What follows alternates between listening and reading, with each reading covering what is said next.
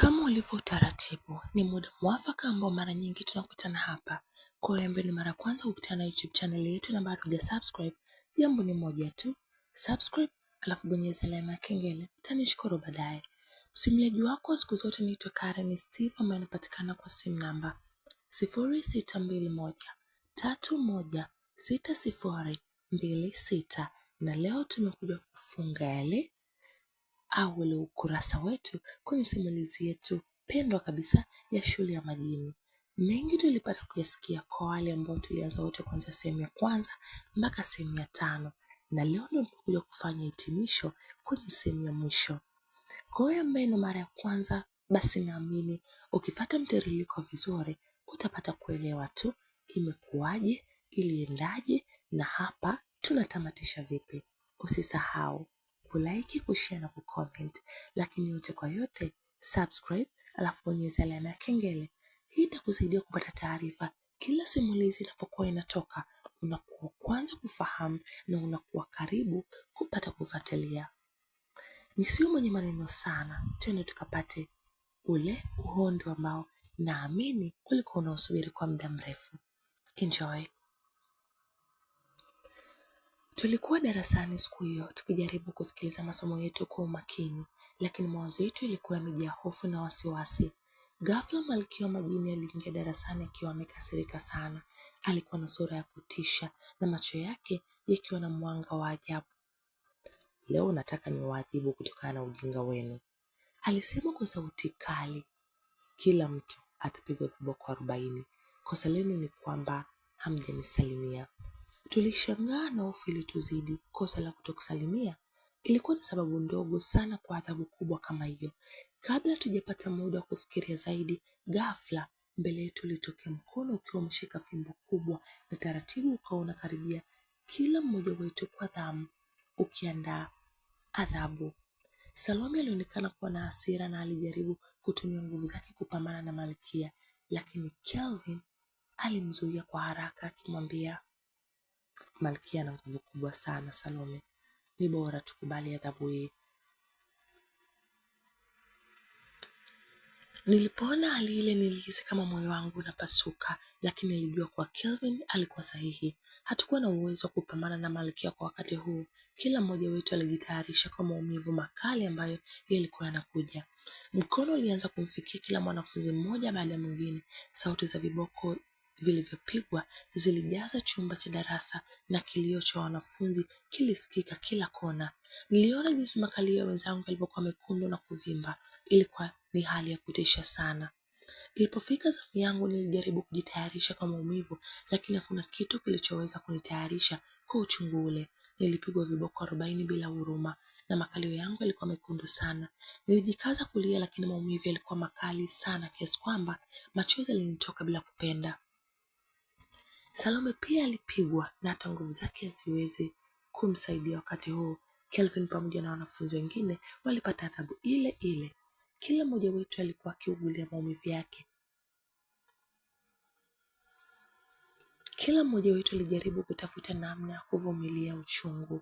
Baada ya Malkia kumaliza adhabu yake, alitoweka haraka kama alivyoingia. Tulibaki darasani, kila mmoja akijaribu kujifuta machozi na kuugulia maumivu yake. Salome aliniangalia kwa macho yenye huzuni, lakini nilijaribu kumtuliza kwa kutabasamu kwa shida. Tutapambana, Kelvin alisema kwa nguvu kidogo, akiwa na sura ya kuamua. Lazima tupate njia ya kumshinda Malkia na Naima. Siku zilivyokuwa zinaenda, mateso yetu yalizidi kuwa makali kutokana na uongozi wa Malkia ambaye alikuwa mkuu wa shule. Tulikuwa tunalazimishwa kubeba magogo mazito huku tukiambatanishwa na viboko vikali mgongoni. Hali ilikuwa mbaya kiasi kwamba kila siku ilikuwa ni mapambano ya kuishi kwa uvumilivu. Wakati huu nilikuwa namkosa sana mama na baba. Nikajisemea, jamani, mama na baba, nahisi kwa kipindi hiki nitaenda kufa, naomba mniombee. Machozi yalinitoka bila hiari. Maumivu yalikuwa makali sana. Salome pia alikuwa amekata tamaa. Siku moja akiwa amekaa pembeni, ghafla alitoa cheni yake yenye msalaba. Alikumbuka jinsi mama yake alivyomwambia, ukiwa na shida ivae hii. Salome alikuwa tayari kuvaa cheni hiyo, lakini kabla hajaivaa alisikia sauti ikimwambia, cheni hii mvalishe Kelvin na usimpe avae yeye. Salome alishtuka na kusema, nimeelewa, kumbe cheni hii ni muhimu hivi, alafu niliweka chini ya begi. Salome alinyanyuka haraka na kwenda kumtafuta Kelvin. Alipomkuta alimwambia kwa sauti ya upole lakini yenye nguvu, Kelvin, kuna kitu muhimu nataka kukupa. Kelvin alimtazama kwa macho ya kuchoka. Ni kitu gani Salome? Salome alimvalisha cheni ile shingoni kwa Kelvin. Mama yangu alisema cheni hii ina nguvu za kipekee za kulinda dhidi ya mapepo na nguvu za giza. Niliposikia sauti ikisema nikupatie, nilijua lazima ni muhimu. Kelvin alihisi mabadiliko moja kwa moja. Cheni hiyo ilianza kung'aa kidogo, ilitoa mwanga wa ajabu. Alijua kwamba ilikuwa na nguvu maalum na hilo lilimpa matumaini mapya. Asante Salome, nitaitunza na kujaribu kutumia nguvu hizi vizuri. Nilijikuta nikiwa na tumaini jipya. Licha ya mateso tulikuwa tukipitia, cheni ile ilionekana kama ishara ya matumaini kwamba tunaweza kupambana na malkia wa nguvu za giza. Katika hali ya mateso,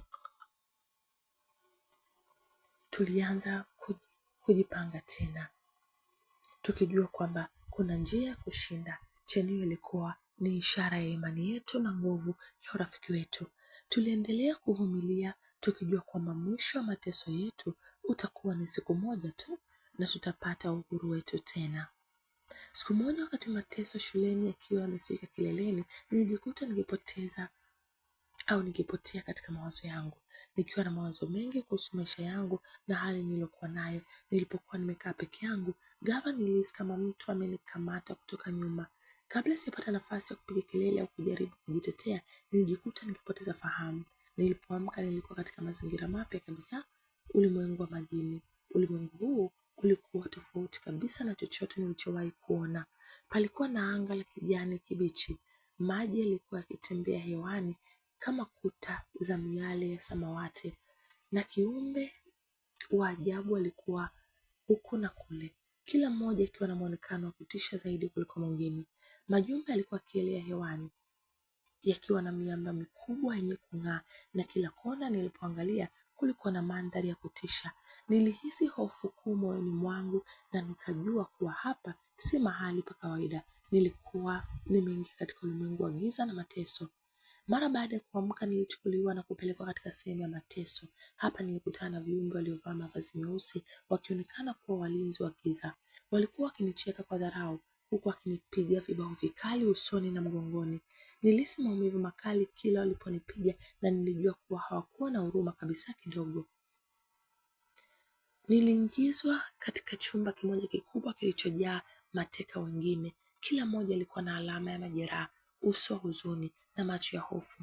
Nilikuwa nimezungukwa na watu waliopoteza matumaini na nilijua kuwa nilikuwa sehemu mbaya sana. Muda ulivyozidi kwenda, mateso yalizidi kuwa makali. Nilikuwa napigwa viboko na fimbo kubwa kila wakati. Kila pigo lilianguka kwenye ngozi yangu liliniletea maumivu makali zaidi na nilijikuta nikilia kwa uchungu.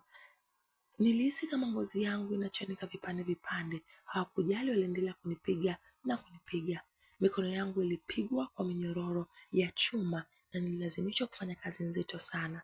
Nilichukuliwa kama mtumwa, nikilazimishwa kubeba mawe makubwa, kufyeka misitu ya ajabu na kutumikishwa katika kazi ambazo zilionekana kutokuwa na mwisho. Nilikuwa nimechoka na maumivu yalikuwa yamenizidi, lakini sikuwa na njia ya kutoroka. Wakati mwingine walinzi walikuwa wakinifunga kwenye nguzo na kunipiga viboko hadharani ili kuwaonyesha wengine. Kila mmoja alikuwa pale alikuwa akiniangalia kwa hofu, wakijua kuwa siku zao zingeweza kuwa za mateso kama yangu. Nilikuwa nimepoteza matumaini. Nilihisi kama maisha yangu yalikuwa yamemalizika. Majini yalikuwa yanapita huku na kule wakicheka kwa sauti ya kutisha, wakifurahia mateso yetu. Nilihisi upweke wa ajabu. Nilikuwa na maumivu yasiyoelezeka na nilikuwa nimejaa hofu na wasiwasi. Kila siku ilikuwa ni mapambano ya kuishi na nilijua kuwa siku yoyote ningeweza kufa kutokana na mateso hayo. Lakini hata katika giza hili nilijaribu kujiweka na matumaini. Nilijua kuwa lazima kuna njia ya kutoka hapa. Nilijua kuwa lazima ningeweza kushinda mateso haya na kurudi kwa wale ninaowapenda. Nilianza kupanga mbinu za kutoroka, nikijua kuwa lazima nijaribu kila kitu ili kuokoa maisha yangu. Muda ulivyozidi kwenda, nilijifunza kuhimili mateso kwa kutumia hila za kujiponya majeraha yangu. Nikajisemea, Kelvin, utakuja lini? Naamini utakuja baba, na kusubiri uniokoe. Nashukuru kwa kuelewa. Kelvin alinitafuta huku na kule lakini hakuniona. Salome naye alilia sana kwa sababu alinipenda sana kama rafiki yangu. Kelvin alishika cheni na aliposhika tu ilitokea kama picha mbele yake, ikionekana nilipo na jinsi nilivyoteswa. Kelvin alikasirika sana na kumwambia Salome, ninaenda. Salome akamwambia, punguza papara, jipange. Walipoona jinsi nilivyoteswa kwenye picha ile, waligundua kuwa hali yangu ilikuwa mbaya sana. Kelvin alichanganyikiwa. Mara akatokea Naima kwa nyuma na kusema, mnamlilia mwanamke mjinga? Kelvin alimuuliza, unasemaje? Nimekuambia namlilia mwanamke mjinga? Hasira zilimpanda Kelvin, hali iliyofanya cheni wake mwanga mweupe. Mikono yake ilitoa mwanga mweupe. Alimpiga na ule mwanga Naima na alimsambaratisha na huo mwanga. Huo ukawa ni mwisho wake. Salome alimpa maelekezo jinsi ya kutumia ile cheni na hatimaye alinasa. Ilibidi yawe makini. Wanafunzi wengine walimpigia magoti na kumwomba vita ashinde. Kelvin alikubali na kuahidi lazima ashinde vita na kumkomboa kila mtu. Kelvin alianza safari ya kunitafuta huku akijua kuwa amepata changamoto kubwa mbele yake. Alipokuwa akivuka ulimwengu wa majini, alikabiliana na viumbe wa kutisha na mandhari ya kushangaza ambayo hayakuwa ya kawaida kwa macho ya kibinadamu. Alipita kwenye misitu yenye miti mikubwa na ajabu ambayo ilionekana kuwa hai, maji yaliyotembea kama kuta za anga na miali ya mwanga wa samawati ambayo ilikuwa iking'ara kwa uzuri wa kutisha. Katika safari yake alikutana na viumbe wenye nguvu ambao walimjaribu kwa njia zote. Alipigana na walinzi wa giza na kushinda kwa ujasiri wake na ujasiri. Alikuwa na mshikamano wa kusonga mbele, akiamini kuwa hakuwa peke yake katika jitihada zake za kuokoa rafiki yake. Kelvin alikutana na majoka makubwa, viumbe wenye nguvu na hatari, lakini katika ulimwengu huu wa majini, majoka hayo yalikuwa na manyoya meupe na macho ya kung'aa kama nyoka za angani. Walikuwa na sumu hatari sana katika manyoya yao na mateke yao yalikuwa na nguvu ya kuharibu miamba. Pambano lilianza na haraka, Kelvin akilazimika kuchukua hatua za haraka na za busara. Alitumia ustadi wake wa mapigano aliyojifunza katika sayari yake yote ya kutafuta rafiki zake. Alisikiliza maelekezo ya Salome kwa umakini na kuzingatia mbinu za kujilinda na kushambulia. Majoka hayo yalifanya mashambulizi ya kushtukiza, lakini Kelvin alikuwa mwepesi kukwepa na kuepuka sumu zao hatari. Alitumia upinde wake ambao ulikuwa na mishale ya kichawi kushambulia majoka mmoja baada ya jingine. Mishale ililenga kwenye maeneo yenye udhaifu wa majoka, na baada ya mapambano ya muda mrefu na ya kusisimua, majoka walianza kuonyesha dalili ya kudhoofika. Kelvin alihisi uchovu mkubwa, lakini alijua hakuweza kukata tamaa. Aliendelea kupambana kwa nguvu zote. Majoka yalijaribu kumzunguka na kumshambulia kwa pamoja, lakini Kelvin alisimama imara, akionyesha ujasiri wake na dhamira ya kushinda. Hatimaye, baada ya mapambano kali, Kelvin aliweza kumaliza majoka yote. Walipoteza nguvu zao na hatimaye wakalala chini, manyoya yao meupe yakififia. Kelvin alikuwa amechoka, lakini alijua kuwa alikuwa ameshinda vita muhimu katika safari yake ya kuokoa rafiki yake. Akafika mlango wa ulimwengu wa giza na kuingia. Alikutana na mfalme. Kelvin alikabiliana na mfalme wa ulimwengu wa giza kwa ujasiri mkubwa. Licha ya vitisho vya kumuua, mfalme alijivunia nguvu zake za giza, lakini alipokutana na Kelvin alipata upinzani mkali ambao hakutarajia. Kelvin alitumia cheni ya msalaba, ishara ya imani yake na nguvu ya mwamba, kumshinda mfalme huyo wa giza. Alijaribu kumzuia Kelvin, lakini alishindwa na kuanguka chini na kusambaratishwa na mwanga wa cheni. Baada ya kumalizana na kuendelea kwenda ndani akinitafuta mimi, nilikuwa nimefunguliwa tayari kutolewa sadaka kwa joka kubwa ambalo ni roho ya majini wote, na Kelvin aliniambia hivyo kwa upande wa pale shuleni. Salome aliwaongoza wenzake katika kutuombea mimi na Kelvin turudi salama. Malkia alikuwa ameketi ameamuru mtoe sadaka. Nikiwa nimekata tamaa, najua nimeshakufa, nikasikia sauti. Acha sauti hiyo, nilijua ilikuwa ya mwanaume wangu Kelvin. Nilifurahi. Akasema, leo nitawaua wote humo ndani. Malkia alicheka sana akamwambia, nguvu zitoa wapi wewe? Kelvin alimjibu, kaulize mfalme na Naima kuzimu. Malkia alishtuka baada ya kuambiwa na Kelvin kuwa amewaua Naima na mfalme. Sio kazi rahisi. Kelvin alikabiliana na Malkia katika pambano la kusisimua na refu katika ulimwengu wa giza. Malkia alikuwa na nguvu kubwa. Alijaribu kumzuia Kelvin kwa kila njia, lakini Kelvin alisimama imara na kutumia kila mbinu aliyokuwa nayo. Alitumia ujasiri wake na akili kuweza kuweka mikakati ya kumshinda adui yake. Pambano lilikuwa gumu na la kusisimua. Sauti za mapambano zilisikika katika kila kona ya ulimwengu wa majini. Kelvin alitumia silaha zake za kichawi, akionyesha ustadi wake wa mapambano na mapigano ya kumshambulia Malkia wa nguvu zake zote. Malkia alijaribu kutumia uchawi na hila zake za giza, lakini Kelvin alibaki imara na kukata tamaa kamwe. Wakati huo Salome na wanafunzi wenzake kutoka shuleni walikuwa wakimwombea Kelvin na rafiki yake kwa bidii. Walikuwa na imani kubwa kwamba wawili hao wangeweza kushinda giza na kurudi salama. Sala zao zilikuwa na nguvu na zilisaidia kuchochea nguvu ya Kelvin katika mapambano yake. Baada ya mapambano makali na ya muda mrefu, Kelvin alifanikiwa kumshinda Malkia. Alitumia cheni ya msalaba kumshinda kwa mwanga wa imani na upendo, na Malkia alisambaratishwa kama giza lililotawanyika mbele ya jua. Giza halikuwepo tena. Nguvu za giza zilipungua na ulimwengu wa majini ulianza kuyeyuka. Kelvin na mimi tulifanikiwa kurudi katika ulimwengu wetu wa kawaida, tukiwa na heshima na ya kushinda vita vikubwa. Tulipokelewa kwa shangwe na furaha na wenzetu, na walifahamu kwa majini yao na mshikamano wetu. Nilimkumbatia Kelvin mbele ya wenzangu na kumwambia, nakupenda. Nilimbusu busu la furaha na wenzangu walikuwa wanatupiga makofi kwa namna tunavyopendana. Mara ghafla nikasikia, we Brianna. Niligeuka kumwona mama na baba wakilia na kusema, tulijua umeshakufa mtoto wetu. Walinikumbatia kwa furaha sana. Mara ghafla mama yake na babake Salome na wazazi wengine walikuja shuleni hapo kuwachukua watoto wao, na baada ya miaka 6 baadaye mimi na Kelvin tulifunga ndoa. Tunaishi kwa furaha na sasa tuna watoto wawili. Mmoja tulimuita Salome, hii ni kutokana na pendekezo la Salome, na mwingine tulimuita Lewis. Tunaishi maisha ya furaha na amani kwa sasa.